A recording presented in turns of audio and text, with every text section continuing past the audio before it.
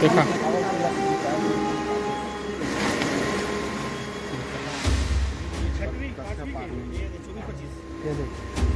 इतना ले रहे सब है 10वीं तक के हैं पूरे 10वीं तक किताबें होती हैं उजाला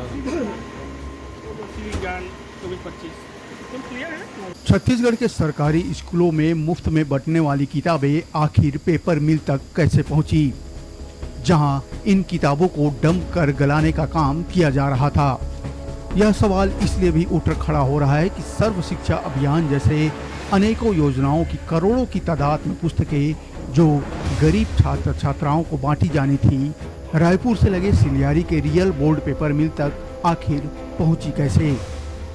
शासकीय स्कूल की किताबें जिनकी पैकिंग भी नहीं खुली है और सन 2024-25 की भी किताबें यहां लाखों की तादाद में गोदाम में डंप देखी गई।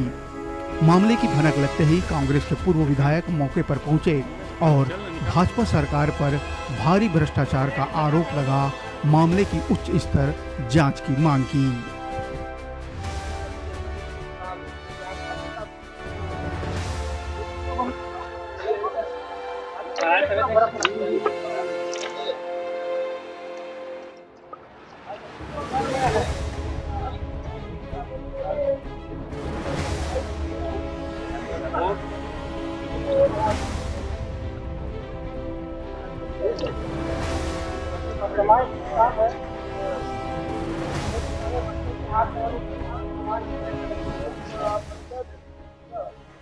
भागी मंत्री और जुड़े अधिकारी सब लोग इसमें दोषी हैं और उनको पता लगाने की आवश्यकता। और उनकी लड़ाई कांग्रेस पार्टी सड़क से लेकर सदन तक, सड़क में हम सब लड़ाई लड़ेंगे और विधानसभा में हमारे नेता इसकी लड़ाई लड़ेंगे। सर इतनी बड़ी खौफनाक कहा जाए, इतनी बड़ी जो है अवैध कारोबार और जो शायद सरकार की जो शासन है नीति, उन्होंने कानून व्यवस्था को एकदम लचर देखने को मिला सिलियारी स्थितियों में।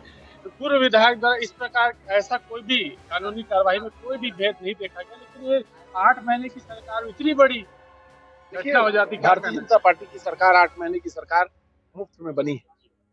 द्वेष फैलाकर, आपसी मतभेद कराकर, भाई से भाई को लड़ाकर, धर्म से धर्म को बांटकर ये सरकार में आए। ये जनता के बीच में रहकर काम करते तो 15 साल इनको मौका मिला था फिर आते। लेकिन अब वो सरकार जिसमें सब उनके जनप्रतिनिधि सिर्फ लूटने में लगे हैं, कहाँ से किसको लूटा जाए, कैसे इस प्रदेश में करप्शन भ्रष्टाचार करके अपनी जेबों को भरने का काम कर रहे हैं। पहले भी हम लोगों ने देखा है, विधानसभा चुनाव लड़ने के पहले फॉर्म जब भरा जाता है तो डिक्लेरेशन किया जाता है।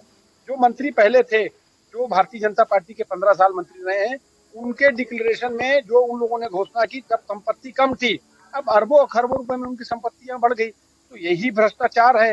इसी भ्रष्टाचार को करके वो अपने घरों को भर रहे हैं और छत्तीसगढ़ प्रदेश को खाली कर रहे हैं। ऐसा कहा जा सकता है कि पॉलिटिकल संरक्षण के चलते इतनी बड़ी अवैध कारोबार का ये वो तो सरकार, देखिए ठेका जब बड़े बड़े लोगों को दिया गया, किन लोगों को ठेका दिया गया, किन शर्तों पर दिया गया और कितना डिस्ट्रीब्यूशन हुआ और कितना नहीं हुआ, ये कबाड़ में, ये मिल में, ये बुकों को गलाया जा रहा है, इनको काटा जा रहा है। तो इसका मतलब क्या है, इससे आप अंदाजा लगा लीजिए। पूर्व विधायक दरसिया विधानसभा की अनिता योगेंद्र शर्मा जी यहाँ मौजूद है, उनसे भी जानने को महोदय बताएं, इतनी बड़ी अवैध कारोबार कहा जाए, काला बाजारी किस नजरिए से देखा? देखिए, भारतीय जनता पार्टी की सरकार एक तरफ बोलती है कि बेटी बचाओ बेटी पढ़ाओ, आज बेटियों के हाथ में पुस्तक उनके हाथ में होना चाहिए था, आज वो कबाड़ में यहाँ गलने के लिए यहाँ पड़ा हुआ है। तो एक तरफ से देखा जाए तो बहुत शर्मनाक है, इनको चुल्लू भर पानी में डूब मरने वाली स्थिति बना के रखें।